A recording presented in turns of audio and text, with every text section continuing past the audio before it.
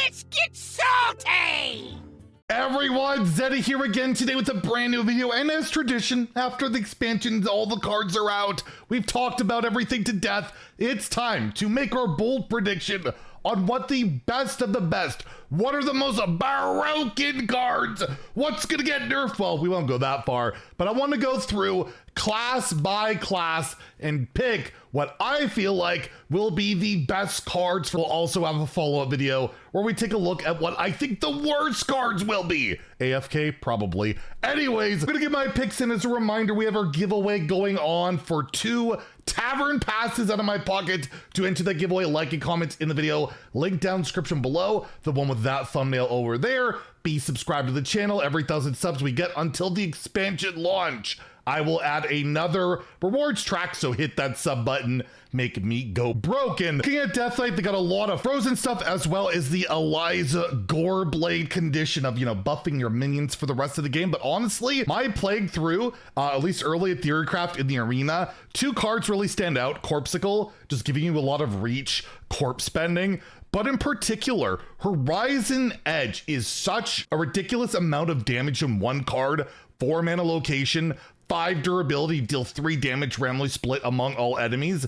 After a friendly minion dies, reopen this. You're playing like, your Death Rattle Rushers and all of that, mining casualties in particular. You can push so much damage, fight for board. This card to me is really strong. It's so much damage, board control, and I feel like a lot of the decks are going to keep this in mind and really stands out. One of the best, if not the best Deathlight card. And plus, look at that animation. They actually put effort into the golden animation of a card. That seems kind of rare these days, and I think it's absolutely gorgeous. So I'm gonna give Horizon's Edge my pick. Demon Hunter looks pretty strong, especially the aggro pirate stuff. They also got like this big demon package. I don't see it working whatsoever. It'll probably be featured in our worst video stuff, but overall, the cards that look the most impressive are just the cheap pirates. But Patches the Pilot, you play this on 1, it's so strong. You shuffle in 6 parachutes, and because you're drawing and doing all that stuff in Demon Hunter, you're getting a lot of that stuff. And then all of a sudden you got a bunch of 1/1 tokens. You could snowball the board with all your other pirate effects. The mulligan win rate on this card, I feel like, will be really high. And also Sigil Skydiving is an insanely good card. 2 mana, 3 charges, really, really good. I'll probably lean towards Sigil, actually, is the more consistent and better card, but I feel like Patches has maybe a higher ceiling on it. But I feel like, yeah, those 2 cards really stand out, and I think they will be very strong for Demon Hunter. Oh no, Druid. Druid has been a menace, by the way, since Whelp got unbanned in Standard. Best deck in the game, again, even at 3, Whelp. The deck was doing really good without Whelp at all, and now at 3 it's good. But yeah, Druid looks scary good, and there's so many good cards to talk about. Sleep Under the Stars is amazing. The flexibility of the draw, refreshing, it's really good. Hydration Station is really solid, as well as in Warrior. It might be the best Warrior card, but we'll keep that limited to those things. Is really solid. Mista Vista, it seems more of a win more card, but not too bad. And then of course we have New Heights, which is just, more ramp. Get to 13, get to 16, get to 19. I'm gonna go to New Heights. I do think this is probably the best card. Just the fact that it makes ramp more consistent, and you can make your Trog Gem Tosser do an absurd amount of damage. Tune in later today. I will show you how scary Ramp Druid looks with these new tools, including dealing like 26 damage with Trog Gem Tosser in 1 turn. Yes, we did that. It was disgusting. And Trail Mix is also really good to set up big scams. It's a delayed mana biscuit, but still, like, Trail Mix into like OTK stuff.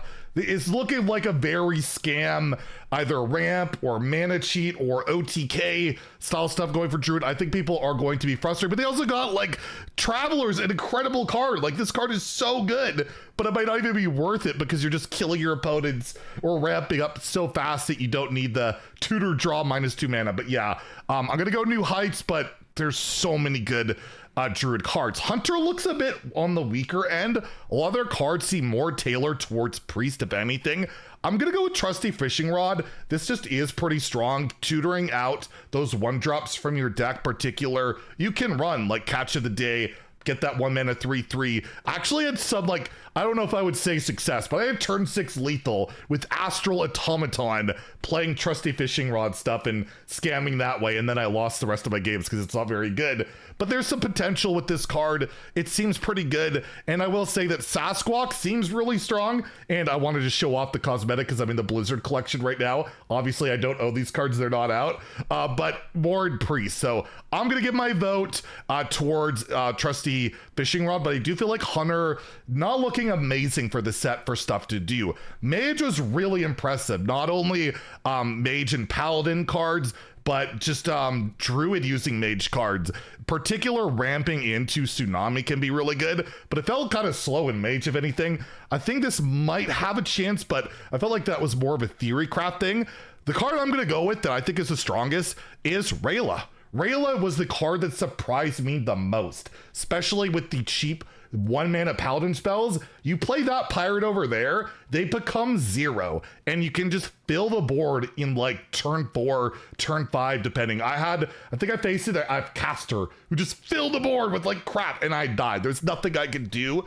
And again, you get to play with the Paladin cards. So Rayla really stands out, but Seabreeze Chalice looks disgusting in like Sif decks, in Druid OTK decks too. That one's definitely up there. So I think Mage has a lot of good stuff for Mage and Druid, but I will give Rayla the nudge. I'll give her the respect she absolutely deserves. Paladin, again, they get a lot of good stuff. Lanessa looks like it might spawn, well, let's show the signature, might spawn a whole OTK with your spells that cost 2 or less. Cast twice, you get like the coins, and then you go like Glowstone, the 4-mana deal damage spell. That can be really good. I had someone who played Sea Shanty on me on turn 4 or 5 because they cheated 1 billion mana with making cards cost less, of course. But honestly, I feel like Divine Brew might be low-key the best card in the set for Paladin. 1 mana, you get Divine Shield, and then you can also upgrade whatever your has Divine Shield with attack, or you can just put it on yourself defensively or offensively with plus attack. It's so flexible, it's so strong, and as I said in like Mage, you can make this 0 mana repeatable, which is pretty scary, right? So Divine Brew is a really, really good card, and I'm gonna give it my vote, especially because, yeah, you can make it cost 0, and we all know that could be really good. Priest, I didn't see a lot of it theory crafting, and a lot of the cards I think are good. It's just I don't know what Priest is going to be doing particularly. The aggro stuff seems kind of clunky. I'm going to the safe pick here. Too fancy just getting those visions in your hand doesn't show up in that way. We'll look here. The fortunes where you see the top of your card of your deck, and you can get that extra value is so strong. And the way you can manipulate it again with Twilight Medium, if you choose to go down that road. I don't even think you need to. You really don't to get that value. Just, you know, it could be some insane mana cheap, but knowing what's coming, getting a bunch of value, especially it's just more good cards from your deck. I really think that this card will be really strong in Priest going forward. Rogue, I just gotta go Manager, right? Like this card's just so good. Like the remainder of the Rogue cards, it felt kind of okay. But I saw a lot of wishing well shenanigans, but Paladin using this to OTK, they get like deal 4 damage and 2 coins, of which give 4 mana and just do broken things, or you just play it in Rogue with like a prep or whatever, get 3 mana, free damage is super good. And a lot of the Rogue cards are more of the fun, not uber competitive level. We'll see if Swarthy Sword Shiner does work with like mana weapon that I'm kind of worried about. But other than that, I really do have to give it to O Manager. It does seem like the strongest Rogue card out there. Shaman actually was surprised by how good the spell damage stuff is. I think it's very well a meta player. I'm gonna give a nod to the Razzle Dazzler. It's so much stats and you can reliably get it out. There's ways to cheat it out with like the Battle Cry location to get it for a bit cheaper. I'm kind of on the fence between Razzle Dazzler or what really helps enable it with the Cabaret Headliner. This amount of mana cheat on all the different spell schools is a lot. You can consistently like hit 6, 8, 10 negative mana on that. Hit Wish Upon a Star for 5. That's pretty darn gross. And I will try and highlight some of the games I had with this deck. It looked really good, but I'm going to lean towards the Dazzler. You could even say Frosty Decor. This card is also extremely strong, really annoying. Tons of armor and taunt. I think Shaman's set seems like it might have been underrated because a lot of these cards are actually looking a lot better. But of course, we'll see when everything launches. Warlock got a ton of good stuff. All of the pain thing. I was surprised with, like, I just played Bona, I think twice, and both times I played this card, I won, where you get like the Orobos or whatever. It was super strong, but I have to give it to the 2-mana draw 3. This can go into so many decks. You play it on any cheap token, like the 1/1 from Party Fiend, draw 3 cards, allows you to do like whatever it is you want to do. This is, to me, the best Warlock card, and I wonder if Rogue will find a way to use it, because it is quite a lot of draw for not so much mana. Warrior's got the whole big warrior thing going on, the sandwiches and all that. I was quite impressed, actually, by the Rye Cleaver. We uploaded a gameplay video late last night if you missed out on it. I just wanted to put something out there after the Fury crafting. I had some fun games with it.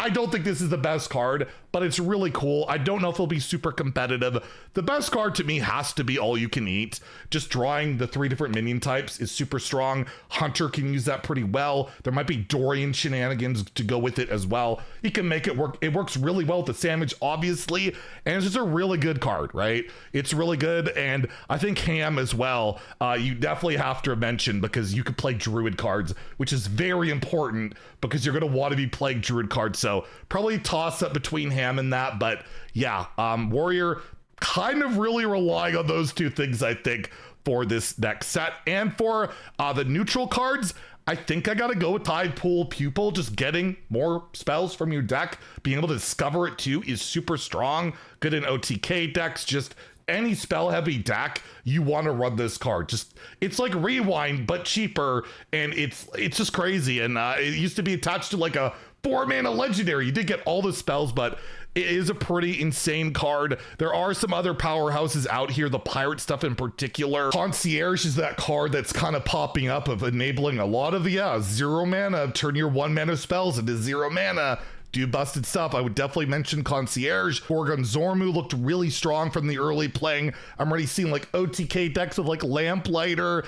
This is insane, especially Demon Hunter with all the pirates. There's a lot of good neutrals, more so than normal for this set. And then of course, you have AFK, which it exists in Diamond for some reason. It looks nice at least, but overall, I mean, Marin's probably the best from this set, but we're gonna exclude it. But yeah, I'm gonna stick with the Pupil, but there is some really strong stuff. So there you go, my picks for the best cards. There's so many strong cards. This set is crazy strong, and I feel like we're gonna be talking about that shortly after the set goes live. Anyways, let me know your picks in the comments down below. Tomorrow, we're gonna probably have a little update on how you can get some like 10 free packs, and the day after that we will likely follow up with our 10 worst cards. What were they thinking? Actually, we probably need more worst cards. Make them worse. I don't know. Anyways, let me know what you think in the comments down below. If you enjoyed the video, please like and subscribe. Have a great day and stay salty, my friends.